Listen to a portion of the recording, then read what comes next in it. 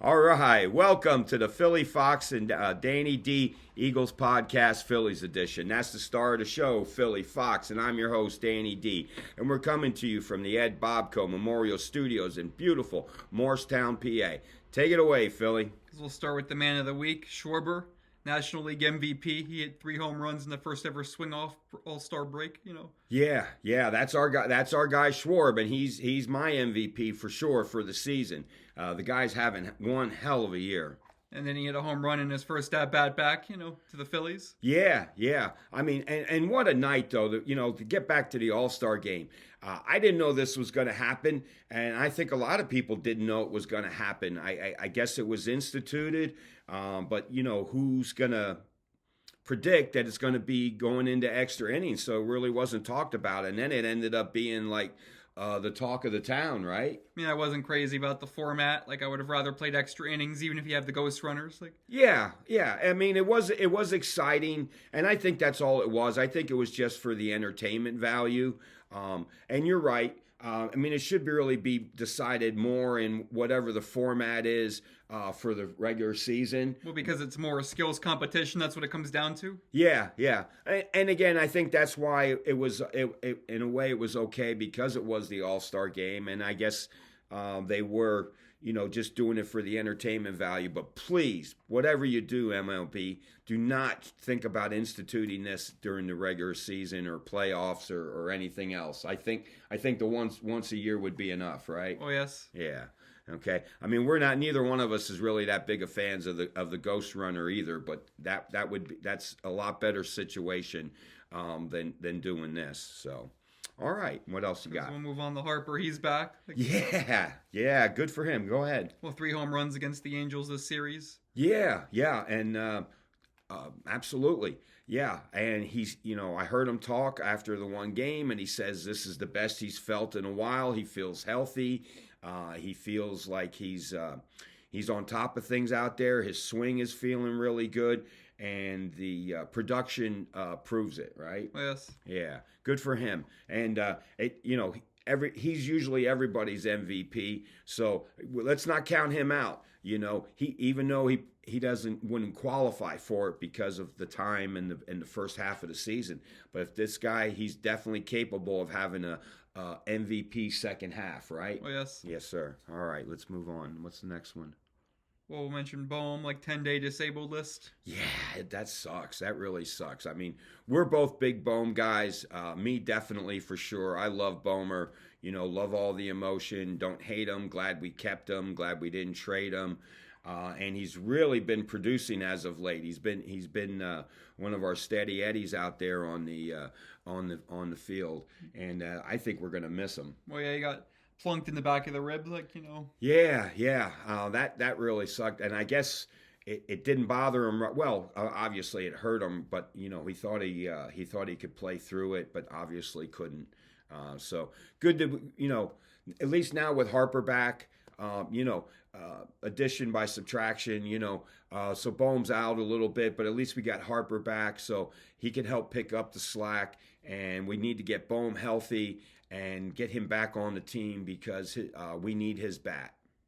Oh, yes, and then we'll mention Trey on the offense. Yeah, Trey's been hot, right? Oh, yes, except we'll talk about later, one little mistake he made. Yeah, that's going to be on our new segment that we're going to talk about at the end. But yeah, no, he's Trey Turner, okay? He's been doing well. He swings the bat well.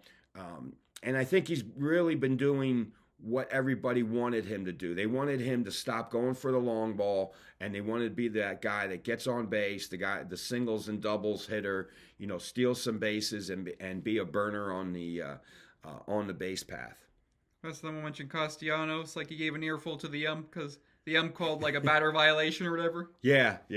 Well, hey, nobody likes the new rules and stuff. I mean, I do like the fact that the game is speeded up, and nobody likes those 3-hour games and stuff. But, hey, Nick's an emotional guy too. and those things are going to happen. I don't mind when my players have emotions. I like the emotions. Well, because what was it? He ended up walking anyway, but like Yeah. the announcers joke, like it was 3-1, but the pitcher didn't throw a single strike. It hit 3-1, you know. Yeah, right. Yeah, the only strike he had was a gift from the ump, right? Yes. All right. What else you got? Well, we'll go to the pitching. Okay. Pitching's been pretty good overall, really. I mean, this last series it kind of took a dump, but you know. Yeah, so, yeah. but I mean, to be fair, because Tom McCarthy said the Angels have one of the most explosive offenses in the league, so. Yeah, yeah. I mean, overall, they've been pretty good, and we're going to have these outings and stuff like that. I think I heard during the week, don't quote me on the number, I think it was 53, 54 quality starts that this pitching staff has had this season. I mean, that's an incredible number, and it just keeps getting better, right? We got the draft pick this week, the kid from Arkansas. Gage Wood. Gage Wood, okay, he's the kid that threw a no-no in the World Series. I think he had 19 strikeouts. I mean, that guy had a fantastic game in a career. So, and it just keeps getting better. You know, we got.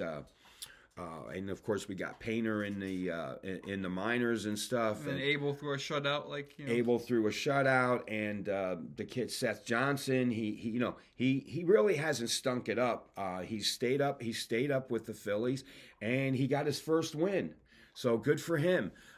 Really, our pitching staff is definitely looking good, not just currently, but for the future. Right? Yes. Yeah. I mean, to have the staff that we have now. So, but let's, like you said, though, they didn't have, like today, Ranger didn't have the best outing, right? But we could talk about partially why, Yeah. later. Yeah. We'll get to that. Okay. What else you got?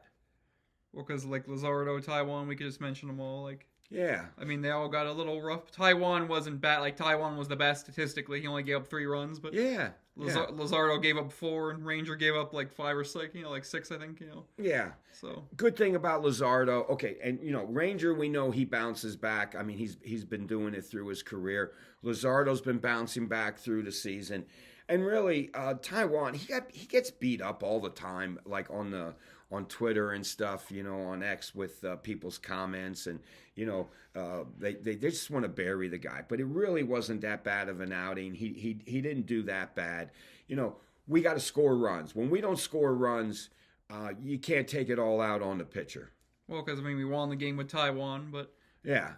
like he was getting obviously hate, like because he had that one bad inning, but Yeah. prior to that, he was not allowing a lot of base runners, like he was just getting through inning, and then Yeah, I mean, good for him. Good for him. And like we talked, hey, if they need him, whatever they need him to do, he'll do it. because like if he has to come out of the bullpen or something. Yeah, absolutely. He's a team player, and he loves his teammates. He loves the team, and he loves Rob Thompson. He'll do whatever Rob Thompson tells him to do. But what else you got? Because then we can go into the bullpen just lastly.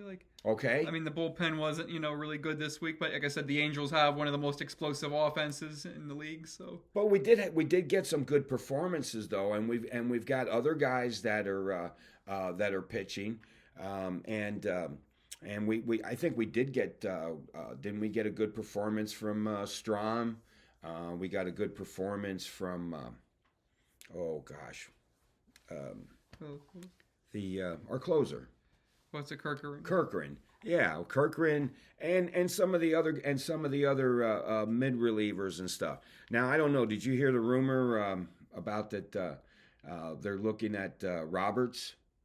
Oh yes. Yeah, and he was on the Phils before. Well, I wasn't think he? 2 other times. Like it might Yeah. be his third tenure here, but Yeah, and he's one of those guys that you almost really don't know what you're going to get. You might get the good one, you might get the bad one, but we'll see. We'll see what's going on. I feel like Dombrowski's still gonna do something. He's still gonna pull the trigger on something. well, yes. Yeah, absolutely. And Okay. then we can go into the next segment. Okay, and this is our new segment. It's called "Are You Freaking Kidding Me?" Right? Yes. Okay, start it off. We'll start with the ump. Missed strike 3 call on Mike Trout. Would have ended the inning at only 1 run given up, but it led to 5 runs because missed strike 3. Yeah, are you freaking kidding me? I mean, this is starting to be an old story here, okay?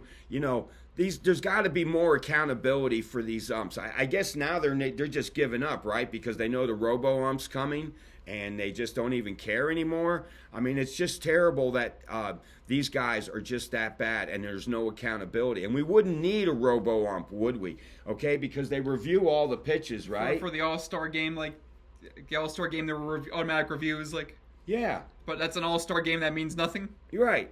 And they can do it for that. But my point is not so much to review them, to overrule them during the game, okay, which that's what's going to be coming. I'm saying just keep a record of these guys. Keep a scorecard. Keep a report card. And when an ump doesn't meet expectations, he's going to get 1, 2, 3 strikes. You're out of here, okay? You're out of here. That sometimes the umps need to be thrown out, okay? And that's what we've been getting too much of lately. All right, you got anything else for this segment? Well, the base running, like... Oh, man, that's terrible. It really is, okay? I mean, I don't want to beat up on Trey, right? But because, like, he was coming home from third, and then people, like, the announcer said he should have stayed at third. But... Should have stayed at third, and then Schwarber starts coming over, and then... So once he saw Schwarber coming over, then that made him second guess. Look, I know it was just one play, just one time, but unfortunately this has happened too many times this season, right? Well, like Kemp, he tried to come home from second base on a ground out to first, I remember, like, you know. Yeah, I mean, and there's been multiple other times. Look, those are things that you can control. Base running is something that you can control, all right? We need that. We can't afford to be making those kind of mistakes. So, you know, let's do better, guys. Let's do better out there. Okay. All right. Well, let's wrap it up. And so remember, if you don't hate us, like us. Okay. And then subscribe so you don't miss an episode on YouTube, okay? And then look for Phillies recaps after the games. And we'll see you next week, all right? 1, 2, 3. Let's go, Phillies!